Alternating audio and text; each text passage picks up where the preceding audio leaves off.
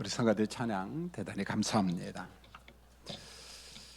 오늘은 골로새서 두 번째 설교를 준비했습니다. 우리가 지난주에 골로새 교회는 사도들이 세운 것이 아니라 사도 바울한테 말씀을 배운 에바브라라고 하는 평신도에 의해서 세운 교회다. 아주 독특한 교회죠, 보면은. 근데 이렇게 세움받은 골로새 교회가 이 거짓 교사들 때문에 어려움을 겪고 있습니다. 사도 바울이 이 소식을 접했어요. 그런데 바울이 지금 어디 있느냐면은 로마 감옥에 감금된 상태입니다. 물론 이제 가택 연금 상태니까 거기에서는 활발하게 활동할 수 있지만 거리가 엄청나게 멀잖아요, 보면은. 그래서 혼합주의 거짓 교사들의 공격을 받는 골로새 교회를 이제 잡아줘야 되겠는데 어떻게 해야 되겠어요? 그래서 감옥에 있는 사도 바울이 먼저 하나님 앞에 기도를 합니다. 골로새서 1장 9절에 보니까 이로써 우리가 듣던 날부터 너희를 위하여 기도하기를 그치지 아니하고 이런 말이 나옵니다. 자, 여러분들이 어려움을 겪고 있다는 말을 내가 접했는데 그날부터 지금까지 끊임없이 기도하고 있다. 여러분, 이 말씀을 보니까 사무엘 선지자가 생각나잖아요. 연세 많은 사무엘 선지자가 이제 은퇴를 눈앞에 두고 백성들한테 그런 말을 합니다. 나는 여러분들을 위해서 기도 신은죄를 범하지 아니했다, 이렇게 말합니다. 난 기도 신은죄를 범하지 않았다. 그럼 비슷한 말이잖아요. 나는 여러분들이 어려움을 겪고 있다는 말을 듣고 너희를 위하여 기도하기를 그치지 아니하고, 어떤 사람은 기도 신은죄를 범하지 아니하고 동일한 말입니다. 여러분, 기도는 뭔가 하냐면은 말 그대로 내가 하나님의 존재를 믿고 그분의 섭리를 믿는 거예요. 섭리는 창조하신 것을 하나님이 돌보신다는 거예요. 보살피고 있다는 겁니다. 지키고 있다는 거죠. 그 섭리의 법칙도 다양하죠, 보면은. 바로 그 하나님 앞에 내가 기도를 할 때 내 기도를 응답하시는 하나님, 난 그렇게 믿습니다, 그런 말이에요. 그런데 하나님의 섭리, 기도 응답, 기적을 믿지 않는 사람은 기도하지 않습니다. 여러분요, 왜? 기도한들 의미가 없거든요. 여러분, 기도 내용을 보면은 아주 구체적입니다. 다시 한번 골로새서 1장 9절을 보면 모든 신령한 지혜와 총명에 하나님의 뜻을 아는 것으로 채우게 하시고 이렇게 말합니다. 여러분, 이게 왜 필요한가요? 골로새 교회를 공격하는 이단, 사이비, 혼합주의, 거짓 교사가 있는데 그걸 분별해야 되잖아요. 그래서 골로새 교회 하나님의 지혜, 총명, 하나님의 뜻을 아는 지식을 하나님 좀 가득 좀 채워주세요. 우리 교인들에게 충만히 좀 채워주세요. 그래서 거짓, 가짜를 좀 분별할 수 있는 능력, 은혜를 우리 골로새 교회에 좀 주셨으면 좋겠습니다. 그런 기도라는 거죠, 보면. 여러분, 골로새서 1장 10절입니다. 하나님을 아는 것이 자라게 하시고, 하나님을 아는 지식이 좀 자라게 해주시고, 영적인 성숙이잖아요. 1장 11절에 보세요. 성령과 십자가의 기쁨으로 견디고, 그 다음에 오래 참을 수 있도록, 아주 익숙한 표현이잖아요, 보면은요. 여러분, 초대교회가 너나 할 것 없이 비슷했는데 로마 제국의 핍박도 있었지만은 유대인들의 공격도 있었거든요. 자, 이러한 환난 고난 가운데 좀 견딜 수 있는 은총도 좀 베풀어 주시고 오래 참을 수 있도록, 어떤 모욕을 참고 그 상한 감정 속에 나오는 어떤 분노, 어떤 복수하고 싶은 거, 자, 이런 것도 참게 해주시고. 그러니까 우리가 너나 할 것 없이, 사람은 참 연약한 존재잖아요. 자기 의지만 가지고 극한 고난을 견딘다, 그리고 분노, 상한 감정을 참는다. 여러분, 얼마나 어렵습니까? 우리 그렇게 강한 존재가 아니거든요, 보면은. 결국은 성경은 성령 안에서, 죄의 법이 아닌 성령의 법으로 우리의 의지법을 이겨라는 거예요. 우리 의지 가지고 안 되니까 성령 안에서 견디고 성령 안에서 오래 참을 것을 말씀합니다. 그 유명한 고린도전서 13장에 보면 사랑장이잖아요. 자, 사랑에 대해서 쭉 이야기를 하면서 말미에 가면은 역설적인 내용입니다. 사랑이 뭔가 하냐면 오래 참는 거다, 오래 견디는 것이다, 그렇게 말합니다. 사람은 마냥 좋은 게 아니고 희낙낙거리고 마냥 즐거운 게 아니라는 거예요. 사랑은 사는 가운데 오래 참고 오래 견디는 것이다, 오래 버티는 것이다, 그렇게 이야기하고 있습니다. 여러분, 바울 사도가 골로새 교회를 향한 중보 기도와 함께 이제 골로새 교회에 필요한 나름대로 처방을 이야기했는데, 그 처방의 핵심은 예수 그리스도입니다. 그리스도의 보혈이거든요, 보면. 그래서 골로새 교회를 공격하는 여러 가지 이론들, 사상, 자, 그건 모두 다 거짓말이다, 헛된 속임수다. 이제 우리에게 필요한 것은 오직 한 분 그리스도면 족하다, 그걸 권면하고 있어요. 예수로 만족하라는 거예요. 여러분, 1장 13절을 보세요. 그가, 예수님이 우리를 흑암에서 건져내셨다, 그렇게 말했어요. 그리고 우리를 사랑의 아들나라 천국으로 옮겨내셨다. 우리가 믿는 그리스도가 누구냐? 흑암에서 우리를 건져내시고 우리를 하나님의 아들로, 하나님 나라 백성으로 삼으신 그분. 그리고 1장 14절을 보세요. 그 아들에서 우리가 죄 사함을 얻었다. 예수 안에서 죄 사함 받았다. 1장 15절, 예수님은 보이지 않는 하나님의 형상이요, 이렇게 말합니다. 하나님의 존재를 이야기하면서 하나님 보이지 않는 분, 영이신 하나님. 그런데 그 영이신 하나님을 우리가 어떻게 보느냐? 그리스도를 통해서. 그리스도는 하나님의 형상이다. 참 어렵지만 아주 신비한 연합의 진리를 말씀하고 있습니다. 여러분, 요한복음 14장 9절에 보면은요, 어느 날 빌립이요, 예수님한테 그럽니다. 예수님, 아버지 하나님 좀 보여주세요, 보고 싶어요. 예수님께서 빌립한테 이렇게 말합니다. 나를 본 자는 아버지를 보았거늘, 이렇게 말해요. 여러분, 정말 어렵잖아요. 난 아버지가 보고 싶으니까 아버지 좀 보여주세요 하는데, 예수님은 나를 본 자는 아버지를 본 거야. 여러분, 그렇게 이야기를 합니다. 이게 무슨 말입니까? 아버지 품속에 존재하셨던 그리스도께서 성육신했어요. 성육신을 통해서 나타남을 통해 가지고 이제는 우리가 아버지를 본다는 겁니다. 여러분, 우리가 그림을 그리면 그리지 않아요. 사실은 너무너무 어려워요. 성부와 성자 성령의 삼위일체 연합의 진리를 오늘 이 말씀을 하면서 이런 겁니다. 성육신하신 예수 그리스도를 본 자는 아버지를 본 자다. 그러니까 그리스도를 통해서 아버지를 볼 수 있다는 거예요. 그리스도는 누구냐? 아버지 하나님을 보여주는 계시 그 자체다, 그런 말입니다. 여러분, 계시가 뭔 줄 아세요? 나를 열어서 보여주는 거예요. 하나님께서 자기를 오픈해서 열어서, 자 봐라, 이게 계시의 말씀이거든요. 근데 그리스도께서 성육신 하신 것, 이것은 일종의 계시 사건이라는 거예요. 그래서 나를 본 자는, 봐라, 아버지를 봐라, 내가 나타나서 성육신에서 나는 내 사역도 하지만 난 하나님의 존재를 보여주는 하나님의 형상입니다, 이렇게 말씀하고 있어요. 그 연합, 신비한 연합의 진리를 말씀하고 있어요. 골로새서 1장 15절로 17절에 보면은 예수님은 만물의 창조자다, 그러면서 하신 말씀이 만물보다 먼저 계신 자다, 이렇게 말했어요.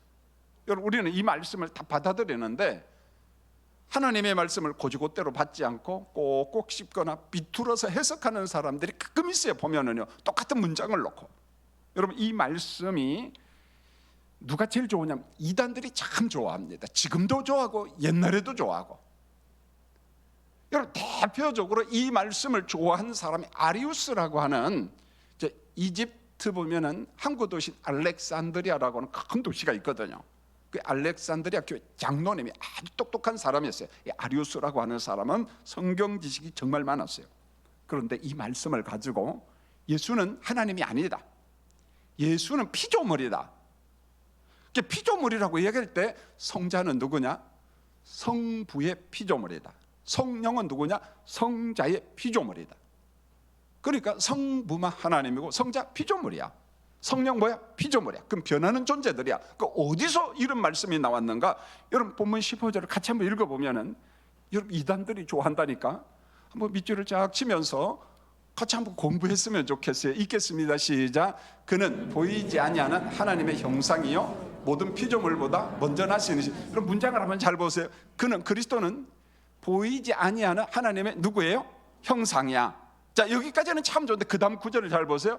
모든 피조물보다 어떻게? 먼저 나신 자다. 그러니까 모든 피조물이 있는데 피조물보다 먼저 나신 자니까 그도, 예수도 뭐다? 피조물이다. 그렇게 해석하는 거예요. 여러분, 이렇게 주장하는 아리우스가 영향력을 행사하니까 그 교리를 바로 잡아야 되잖아요. 그래서 투르키에서 주후 325년에 니케아 회의를 합니다. 니케아라고 하는 도성에서 이 당시 큰 교회 감독들이 모여서 한 300명 정도가 모여서 회의를 합니다. 기독교 신학을 정립을 하는 거죠, 보면. 그래서 아리우스를 이단 정제를 하는데 이 사람도 이집트 알렉산드리아 교부였어요, 보면은. 아다나시우스라고 하는 아주 훌륭한 사람인데, 교부라고 하는 말은 교회의 아버지다 그런 말이에요, 문자적인 뜻은. 그러니까 사도 이후에 보통 우리가 속사도 이렇게도 이야기하지만 교부 그렇게 이야기합니다. 그 교회 지도자들, 그들을 갖다가 막 교회 아버지와 같은 사람들이다 이렇게 이야기했어요. 그래서 이 사람이 이 말씀을 해석하면서 아리우스를 정죄하는 게 이단이라고 하는 거예요.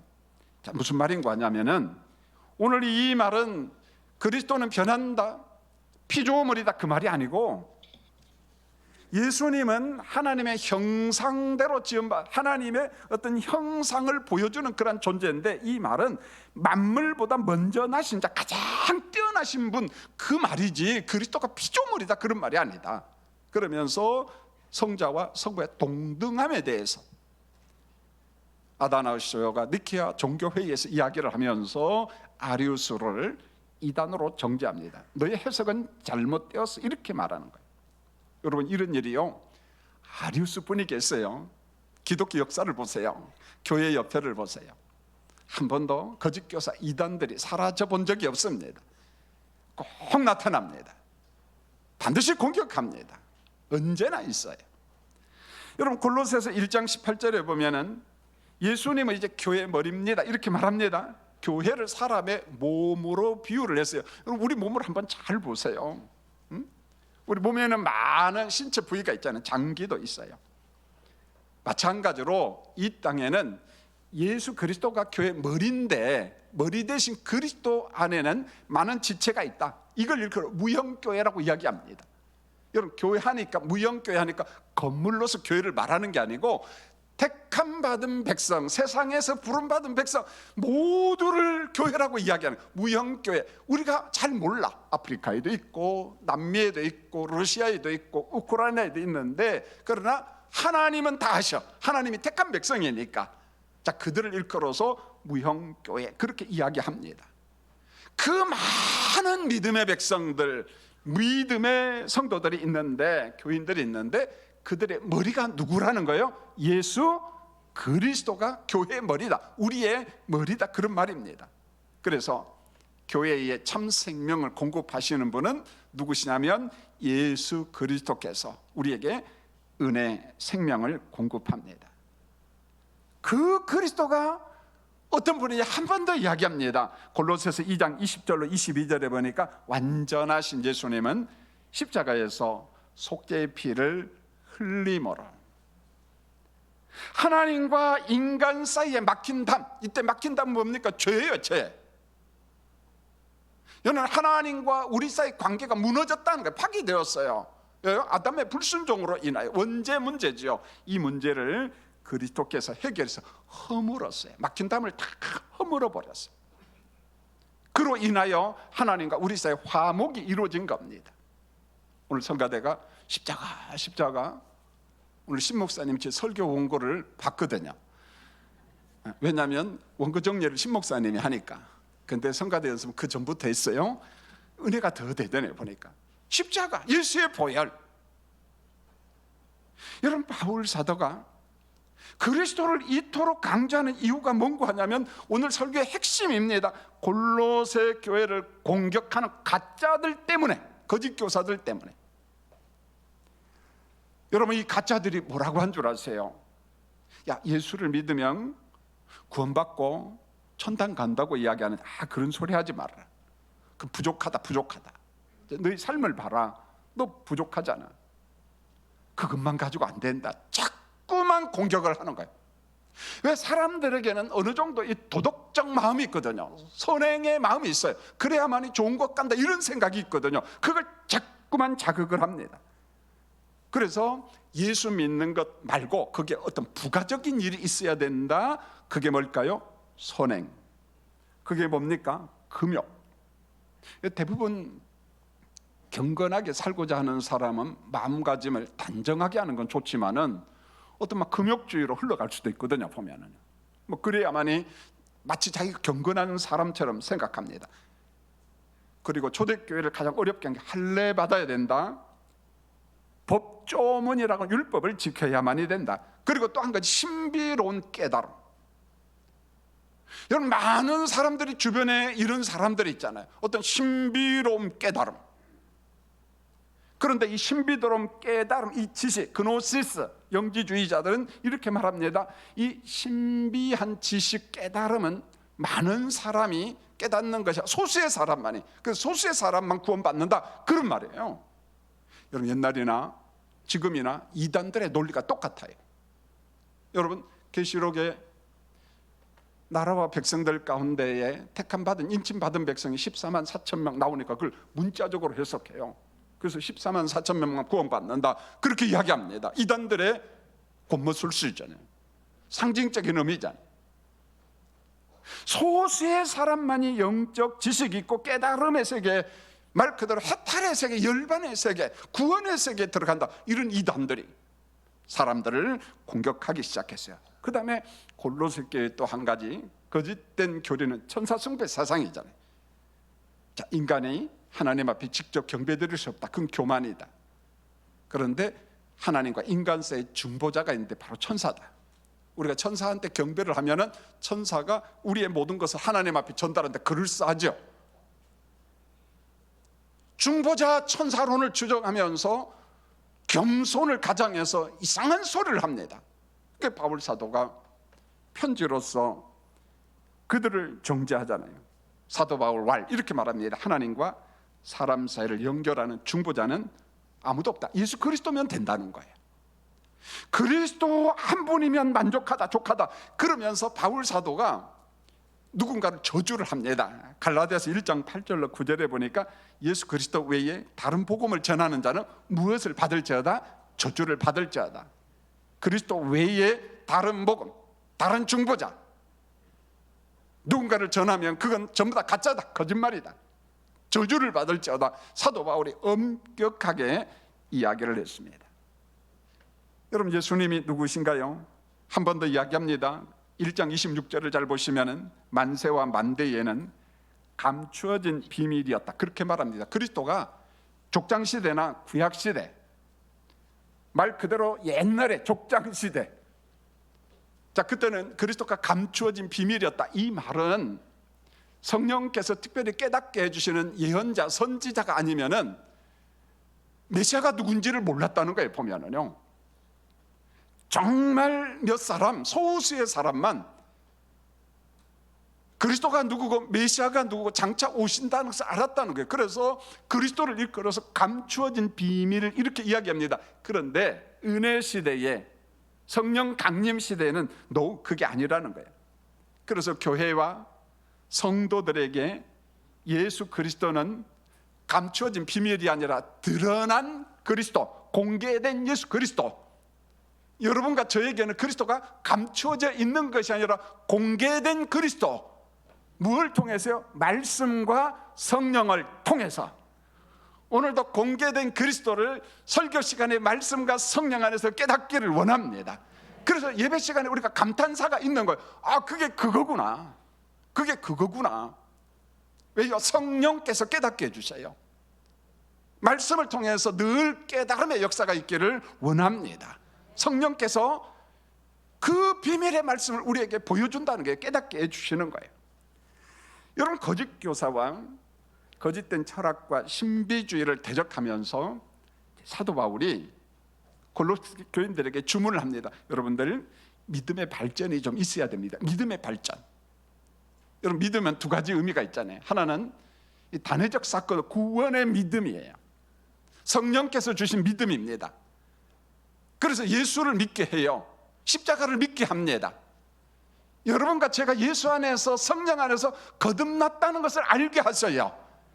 그 믿음도 사실은 하나님의 선물입니다. 하나님의 은혜입니다. 그런데 그 믿음 말고 은사로서 믿음도 있어요. 이것은 어떤 분량적 개념이죠. 보면 그 믿음은 자라가야 된다, 발전돼야 된다, 정지 상태가 아니라는 거죠. 보면 그러면서 골로새서 3장 1절에 보면은 사도 바울이 헬라 철학에서 자주 사용하는 이 공간 이론을 가져와요. 위, 아래, 땅, 위, 땅, 위, 아래, 요 말을 가지고 오면서 옛사람과 새로운 사람의 삶의 방식을 제시합니다. 자, 여러분 무슨 말인지 성경 구절을 보면 알아요. 3장 1절을 같이 한번 읽겠습니다. 시작. 그러므로 너희가 그리스도와 함께 다시 살리심을 받았으면 위의 것을 찾아라. 거기는 그리스도께서 하나님의 우편에 앉아 계신. 자, 문장을 잘 보세요. 그러므로 너희가 그리스도와 함께 어떻게 해요? 다시 살리심을 받았어요. 구원 받았어요. 그러면 의롭다 인침받은 백성들은 무엇을 찾으라? 위의 것을 찾으라. 이렇게 말해요. 위의 것. 위. 여러분 성경에서 위 개념은 땅의 반대, 세상의 반대, 아래의 반대로 이 하늘 개념, 생명 개념이에요. 영생 개념입니다. 빛이신 하나님의 나라 세계를 의미하는 거예요. 그 다음에 잘 보십시오. 위의 것을 찾으라 이렇게 이야기하면서 대신에 버릴 게 또 있는데 아래 것은 버리라는 거예요. 아래 것은. 자, 3장 2절을 또 읽겠습니다. 시작. 위의 것을 생각하고 땅의 것을 생각하지 말라. 자, 위의 것을 어떻게 생각하고, 반대로 땅의 것은 어떻게 해요? 생각지 말라. 땅의 것은 생각지 말라. 그러면은 땅의 게 뭐냐는 거예요. 땅의 게. 3장 5절을 자, 소리 내어서 읽겠습니다. 시작. 그러므로 땅에 있는 지체를 죽이라. 곧 음란과 부정과 사욕과 악한 정욕과 탐심이니 탐심은 우상 숭배니라. 이렇게 말해요. 땅의 게 뭐냐면은 위에 반대에 있는 아래 공간, 어둠이다, 흑암이다, 죄악이다, 옛본성, 옛습관. 자, 그것을 죽여라. 성령의 능력으로 예수 믿기 전에 있었던 옛습관, 그 옛날의 습관을 갖다가 죽이라는 거예요. 도려내라는 거예요. 쉽게 말하면 박살내라는 거예요. 성령의 은혜와 성령의 능력으로 옛습관을 그저 버리라는 거예요. 죽이라고. 여러분, 옛 본성은 결국은 전부 다 종합해서 이야기하면은 내면 속에 있는 우상 숭배예요. 우리가 보이는 우상 숭배는 한국교회는 잘 안 합니다. 보면은 그게 솔직히 훈련이 좀 돼서. 그러나 이 내면의 우상 숭배는 참 어려운 것 같아요. 그래서 골로새서 3장 5절을 보면은 내면 속에 부정한 거, 그게 뭡니까? 음란, 부정, 사욕, 정욕, 탐심, 우상숭배다. 이 모든 게 우상숭배다. 골로새서 3장 8절로 9절은 한 번 더 강조합니다. 어떤 분함과 노여움, 여러분 악의와 비방, 내 안에 있는 어떤 부끄러운 말들, 그 다음 거짓말, 남을 해하는 말. 자, 이런 것들은 다 버려야 되는데 왜요? 땅의 것, 흑암의 것. 자, 우리가 추구할 것은 위의 거예요. 위의 거, 은혜, 생명, 영생의 삶, 아버지의 뜻. 그러면서 저는 한 가지만 더 강조를 하려고 했는데 대신에 우리가 할 일이 있다. 실질적으로 그게 골로새서 4장 6절의 언어, 말을 이야기합니다. 자, 성도님들, 오늘 이 말씀을 우리 삶에 적용을 하려고 그래요. 자, 골로새서 4장 6절을 같이 한번 읽겠습니다. 시작. 너희 말을 항상 은혜 가운데 소금으로 맛을 냄과 같이 하라. 한 번만 더 봐요. 너희 말을 항상 은혜 가운데 무엇으로요? 소금으로 맛을 냄과 같이 하라. 이렇게 이야기합니다. 자, 항상 은혜로운 말, 온유하고 겸손하고 누군가를 위로하고 격려하고 누군가를 일으켜 세울 수 있는 말인데 그 말 가운데 소금으로 맛을 내는 것처럼 하라. 이렇게 말합니다. 여러분, 소금은 참 신비한 것 같아요. 요즘 건강을 너무 챙기다 보니까 음식이 간이 적절해요, 싱거워요? 엄청 싱거워요. 맛이 있어요, 없어요? 근데 그게 소금만 조금 들어가면 기적이 막 일어나요. 맛이 막 살아납니다. 막 할렐루야가 저절로 나와요. 여러분, 소금이 그렇다는 거야. 여러분, 구약시대 때 여러분, 재물 가운데도 소금을 뿌릴 경우가 있거든요. 똑같은 거예요. 우리가 말을 할 때에 그 말을 소금과 같은 말을 하라, 맛깔스러운 말을 하라, 그런 겁니다. 여러분, 소금이 기본적으로 음식의 맛을 내고 부패를 방지하잖아요. 굉장하잖아요, 보면은. 그런데 오늘 사도 바울은 어려움을 겪고 있는 골로새 교인들을 향하여 여러분들이 관계 속에서 말을 할 때, 예배당에서 말을 할 때 그 말이 소금과 같은 말을 좀 해라. 아주 맛깔스러운 좀 말을 하라. 여러분이 하는 말 속에서 하나님의 존재가 느껴지게 하라, 그런 말이에요. 내가 말을 할 때 하나님의 존재가 느껴져야 된다는 거예요. 하나님이 보여져야 된다는 거예요. 여러분, 어렵지요? 부담스럽죠? 여러분이 이야기할 때 말 속에 하나님이 느껴져야 돼. 할렐루야?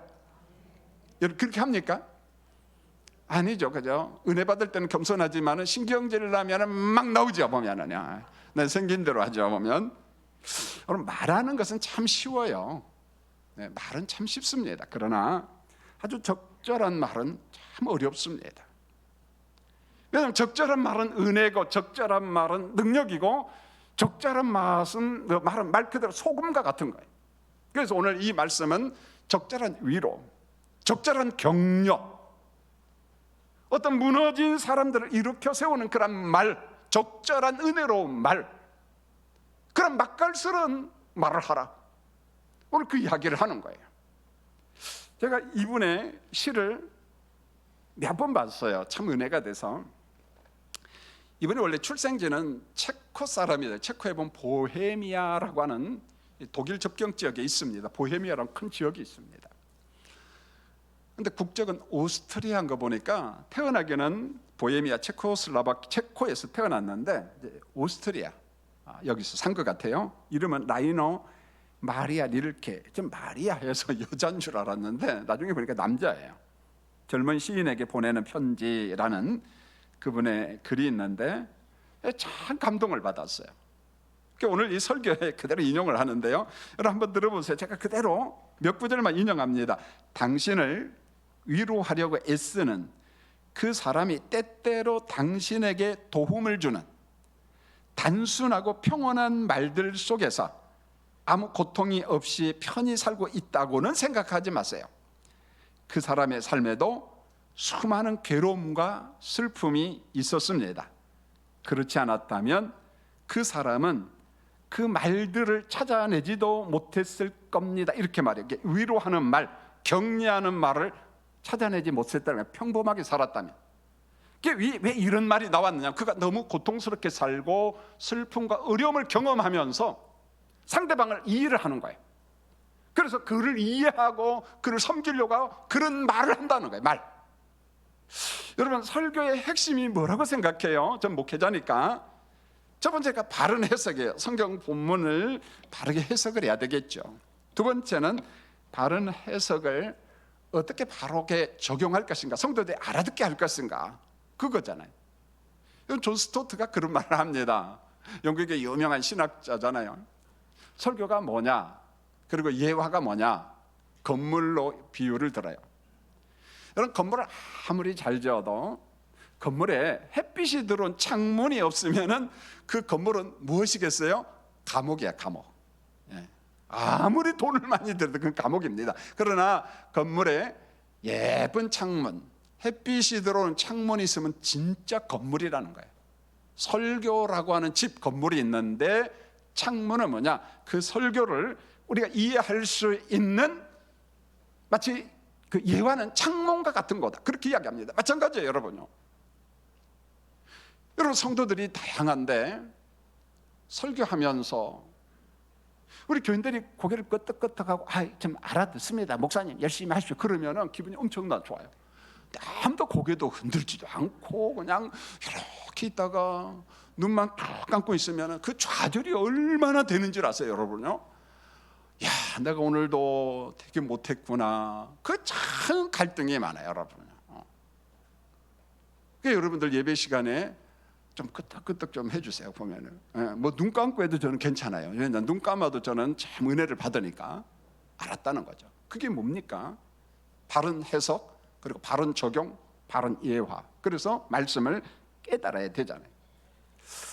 그럼 제가 이 시 글을 읽으면서 제 이야기를 조금 하고 싶은 게, 여러분 목회자가 무슨 뭐 실력이 탁월한 것도 아니고 뭐 인생을 고상하게 유별나게 산 것도 아니고 부족하잖아요.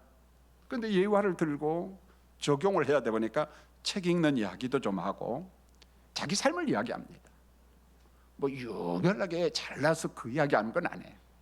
그래서 내가 삶 속에서 받은 기쁨을 이야기하고 어떤 곤고한 삶, 참 힘든 삶을 이야기하고, 저 같은 경우는 잠 못 이룬 어떤 불면에 대한 이야기, 통증에 시달린 이야기, 그리고 이 병에서 노인받고 싶은 이야기. 이게 제 마음에 간절하다 보니까 아픈 사람은 모두 다 그러거든요. 보면은 노인받고 싶은 마음이 있잖아요. 제가 약함을 경험해서 그런지 모르겠어요. 상담을 하거나 환자를 위하여 기도할 때 얼마의 사람들은 눈에 눈물을 쭉 흘립니다. 굉장히 눈물을 많이 흘리는 사람도 있어요. 왜 그럴까 생각해요. 아하, 내 언어가 그들의 마음속에 공감을 주는구나. 이해가 되거든요. 제가 그 외로움, 고독감. 여러분 건강한 사람이 그거 알겠습니까? 여러분 병이 나고 아프다는 것은 참 힘들지만은 상대방을 이해하는 데는 굉장한 거예요. 보면은요, 상대방의 아픔, 외로움, 고독을 이해하는 거예요. 통증이 뭐고 불면이 뭐고. 여러분 공감하기 때문에 상대방의 마음속에 뭔가 움직인다는 거예요. 그게 눈물로 나타난다는 거예요. 여러분 내가 내 옆에 있는 사람을 공감한다는 게 뭘까요? 바로 이런 거 아니겠어요? 그런데 사도 바울이 공감이 뭔지를 이야기를 합니다. 여러분 고린도후서 11장 29절을 보면은 바울이 교인들에게 하는 말입니다. 읽겠습니다. 시작. 누가 약하면 내가 약하지 아니하며 누가 실족하게 되면 내가 애타지 아니하더냐. 여러분 맞잖아요. 여러분 바울 사도는 고린도 교회를 향하여, 아니 모든 교인들을 향하여 이렇게 말합니다. 여러분들이 약할 때 나도 약했다. 여러분들이 실족하고 힘들 때 내 속은 싹 타버렸다. 이게 부모 마음이고 이게 부부 마음이고 이게 우리 성도들의 마음, 교회 공동체가 이래야 된다는 거예요. 교회가 가야 될 방향성에 대해서 마음의 상태를 이야기하는 거예요. 너는 너고 나는 나야. 그게 아니라는 거예요. 보면은요, 쉽지는 않지만은 공감 좀 해주라는 거예요. 그게 말을 통해서, 언어를 통해서. 그게 뭡니까? 맛깔스러운 말, 위로의 말. 2017년도 스웨덴 스톡홀름에서 피부과 심포지움이 있었어요. 자, 어떤 내용인가 보니까 이 사람의 겨드랑이에서 냄새가 나는 사람이 있잖아요. 자, 그게 이 겨드랑이의 어떤 세균, 그 미생물과 관련이 돼 있더라고 보면. 그래서 겨드랑이 냄새를 어떻게 하면 제거할 것인가, 그걸 연구한 학자들이 이제 나름대로 성공을 하고 그 임상을 통해서 연구한 것을 공개적으로 심포지엄을 하는 거예요. 이게 세계 최초 세미나였더라고, 이 분야에서는. 이걸 발표한 박사님이 크리스 켈러워트라고 하는 박사님이 있는데 같이 이제 연구원들하고 연구를 했습니다. 여러분 사람의 몸에는요, 특별히 겨드랑이 같은데 이런 데에 아포크린 샘이라고 하는 그런 샘이 있다고 그래요. 아포크린 샘. 근데 이것만 가지고는 냄새가 안 난답니다. 괜찮는데 이 아포크린 샘에 코리네라고 하는 세균이 있으면 냄새가 아주 고약해진다는 거예요. 그런데 이 냄새가 어느 정도 고약하냐면은 인간관계가 안 이루어질 정도로, 사회관계가 무너질 정도로, 본인도 힘들지만은 옆에 있는 사람도 힘드니까 사람들 틈 속에 못 들어가는 거예요. 보통 일이 아니잖아요. 근데 거기에 보니까요, 의외로 동양 사람들은 이 냄새 나는 사람이 별로 없더라고요. 근데 그 동양 사람들 중에서도 한국 사람은 냄새가 덜 난다는 거예요. 야, 이거 대단한 한국 사람이네. 예. 대단한 한국 사람인데, 근데 이제 그렇지 못한 나라들이 꽤 있는 것 같아요. 그래서 이제 연구를 하는데 일랑성 쌍둥이가 있어요. 근데 한 명은 그 체취가 없는 거예요. 냄새가 안 나는 거예요. 근데 한 명은 냄새가 너무 많이 나는 거예요. 자, 이 둘을 놓고 임상을 하고 나중에 때는 여러 쌍둥이를 같이 임상 경험을 하고 이제 발표를 하는 거죠. 한 명하면 그 표본 조사에서 한두 명 가지고는 그건 논문이 될 수가 없어요. 많은 수집을 해야 되겠죠. 그래서 이 박사님이 주문을 합니다. 체취가 없는 쪽, 그 일란성 쌍둥이에서 냄새가 안 나는 쪽에는 나흘간 목욕을 못하게 하고 이 몸을 못 씻게 했어요. 그리고 세균이 온몸에 충분히 자라도록, 그 세균이 충분히, 이 친구는 몸에 냄새가 안 나는 거예요.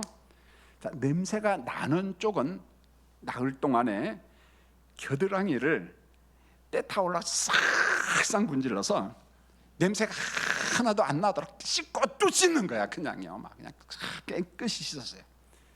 그리고 난 다음에 냄새가 안 나는 쪽 그 일란성 쌍둥이 세포를 갖다가 이쪽으로 이제 옮기는 작업을 하는 겁니다. 그 작업을 하기 위해서 냄새 나는 쪽은 막 싹싹 문지르는 거예요. 그냥 계속 깨끗하게. 그래서 체취가 없는 쌍둥이 이제 겨드랑이에서 그 세포를 갖다가 옮기는 게, 이식해서 자는 이식 수술을 어떻게 하는가, 그게 아니고 어떻게 잘 그 세포를 문질러 가지고 이쪽으로 문질러서 옮기는 거예요. 그것도 전문 용어로 이제 이식이다, 세포 이식이다, 그렇게 이야기를 했어요. 야, 근데 참 신기하죠.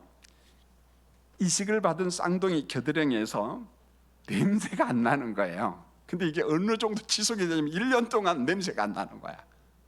그래서 야, 이거 이상하다 해서 이제 비슷한 스타일의 연구를 하고 난 다음에 일종의 논문 발표죠. 연구한 거 세미나를 발표하는 거예요. 근데 거기에서 제 마음이 참 감동이 되는 글이 여기였어요. 몸에 냄새가 안 나는 친구가 도와만 준다면, 가족이 도와만 준다면 겨드랑이 냄새를 제거할 수 있습니다. 이거예요. 누군가 도와주면은. 여러분, 이런 마음이 들어요. 사람 몸에 있는 그 작은 세균 미생물도 고통당하는 사람을 도와주는데, 자유케 하는데 사람인들 못할 게 뭐가 있겠느냐라는 생각이 들어요. 더군다나 우리 예수 믿는 사람들, 주님이 말씀합니다. 너희는 소금이다, 너희는 빛이다. 부패를 방지하고 어둠을 쫓아내는, 맛을 내는 존재들이다. 그러면서 우리에게 구원만 받게 한 것이 아니라 뭐 이런 은사 저런 재능 뭐 주신 게 너무 많습니다. 결국 내 옆에 인생의 냄새가 나서 정말 힘들어하는 사람들, 그게 꼭 겨드랑이 채취 그것만 있겠어요? 사람마다 다 약점이 있고 부족함이 있잖아요. 보면은 바로 그런 사람을 우리가 도와줄 수 있다는 거예요. 심지어는 그게 언어일지라도 우리가 그 부드러운 말, 온유한 말, 성령에 붙잡혀서 하는 그 말, 그래서 맛깔스러운 소금과 같은 그 말, 그 말만 가지고도 누군가를 일으켜 세울 수 있다는 거예요. 여러분요, 누군가를 잡아줄 수 있다는 거예요. 보면은요, 야, 이게 말이 이렇게 중요하구나, 말이 이렇게 중요하구나. 사랑하는 성도님들, 이제 골로새서 두 번 설교를 마치려고 합니다. 참 어려운 교회지만은 바울이 부탁합니다. 이단과 사이비 거짓 교사들이 무수하게 공격하지만, 그러나 우리가 성도들 안에, 교회 안에서는 이 말로 누군가를 넘어지게 하고 상처를 주는 것이 아니라 그 맛깔스러운 소금과 같은 말을 통해서 누군가를 좀 위로하고 누군가를 좀 격려하고 일으켜 세울 수 있는 여러분이 좀 되었으면 합니다. 이게 바울 사도의 결론이에요. 사랑하는 성도님들, 우리가 또 예배 마치고 한 주간 가정과 일터로 갑니다. 1순위로 여러분의 가정에서 맛을 내는 소금이 되어서 정말 내 가정을 일으켜 세우고 또 직장 동료를 일으켜 세울 수 있는 은혜로운 말, 소금과 같은 말이 여러분의 입에서 나오기를 원합니다. 할렐루야. 기도하겠습니다. 하나님, 우리가 여러 삶을 살려고 몸부림치지만 우리가 참 약합니다. 그래서 원하는 바 선은 행하지 아니하고 오히려 전혀 원하지 않은 악한 것을 하고 있을 때가 참 많아요. 그런데 대표적인 게 말입니다. 말. 아무리 부드럽게 해도 안 되고 또 누군가를 상처를 주고 상처를 받고, 이번 한 주간도 성령이여 우리의 입술을 다스려 주시옵소서. 예수님의 이름으로 기도합니다. 아멘.